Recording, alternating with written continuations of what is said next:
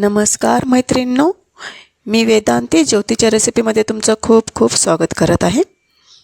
ह्याच्या आधी तुम्ही कधी दोडक्याची अशा पद्धतीची भाजी केली आहे का मला माहीत नाही, पण अशी भाजी नक्की करून बघा, छान होते.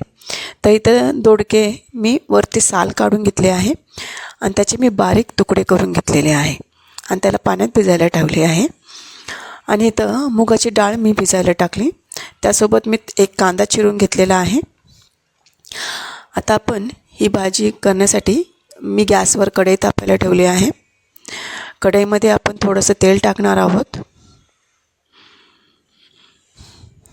तेल गरम झालं की आपण त्याच्यामध्ये मोहरी टाकणार आहोत. मोहरी तडतडली की आपण जिरे टाकणार आहोत.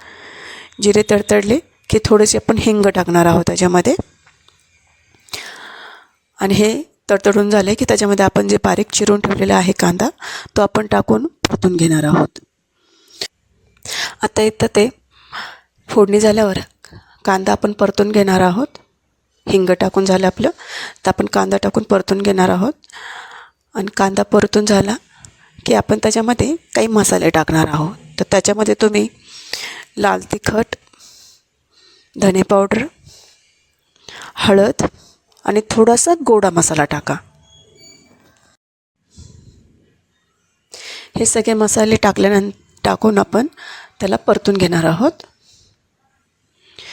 आणि जर मसाले जळत असेल तर तुम्ही थोडंसं पाणी टाकू शकता, नसेल नाही टाकलं तरी चालेल.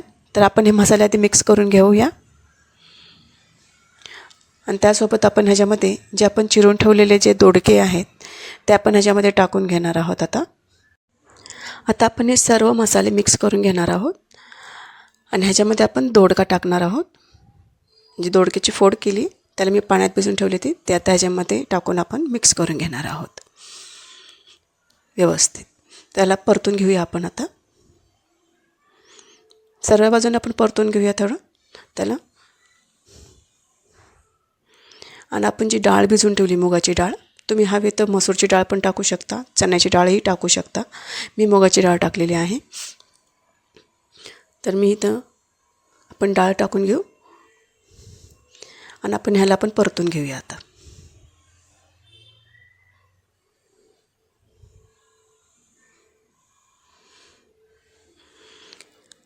आता आपण हे परतून झाले की आपण ह्याला चवीपुरतं मीठ टाकूया.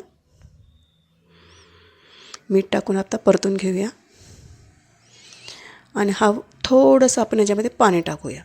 पाणी टाकून झाकण ठेवून आपण ह्याला एक उकळी काढून घेऊया. अगदी किंचित पाणी टाकायचं आहे आणि आपण ह्याला झाकून घेऊया. आता